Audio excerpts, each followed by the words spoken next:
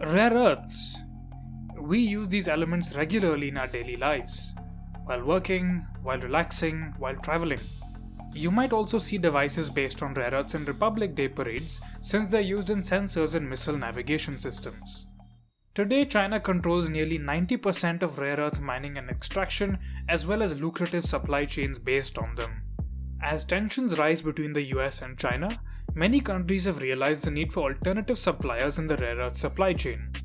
We think India can be one of those suppliers and potentially transition into one of the world's biggest economies in doing so.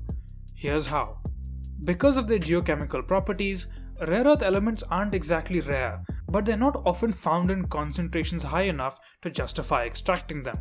For example, Russia, Vietnam, Myanmar, and Brazil all have large deposits of rare earths, but most of them are difficult to exploit.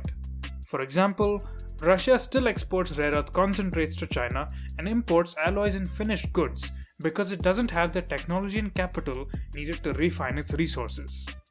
India has the world's fifth largest reserves of rare earths, nearly twice as much as Australia. They are often found in monazite beach sands all across the country. But Australia accounts for 10% of global rare earth production, whereas India only accounts for 3%.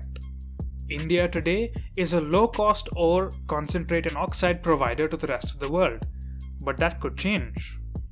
Should we manage to unlock the potential of our deposits, the Indian rare earth industry is potentially worth over 90,000 crore rupees in annual turnover.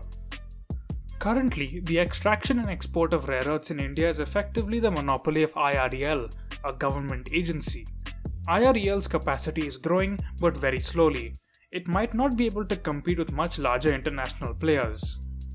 A combination of government financing and regulatory reform will be needed to develop a flourishing rare earth elements industry in India. India will need to attract foreign investment and encourage competition and innovation in order to unlock the economic potential of its reserves. One big move for India to take is to create a new department for rare earths. This department should oversee the formulation of policy and focus on attracting investment and promoting R&D in this sector. It should also create an autonomous regulator, the Rare Earths Regulatory Authority of India, which would resolve disputes between new companies that will enter into this space. Once the Department of Rare Earths has been created, India could take three approaches to develop a rare earth sector that suits our needs. First, the minerals first approach. This involves government financing of mineral extraction to ensure access to strategic rare earth elements. In the future, a minerals first approach would also involve exploration and mining of the deep seabed. Second, the demand and application first approach.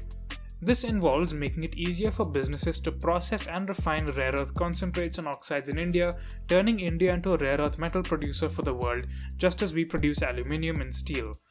This can be done by encouraging businesses, by setting up infrastructure near port facilities, and implementing ease of doing business measures. Finally, the geostrategy first approach. If there's a global supply crisis, India could look to build a resilient supply of rare earths along with partners such as the Quad to ensure that it can become a major manufacturer of high value and high tech goods such as electric vehicles in the coming decades. If you'd like to read more about the global rare earths industry, learn what India needs to prioritize, and understand our policy recommendations in detail, check out our discussion document linked in the description. To watch more such videos, please subscribe to our channel and hit that bell icon.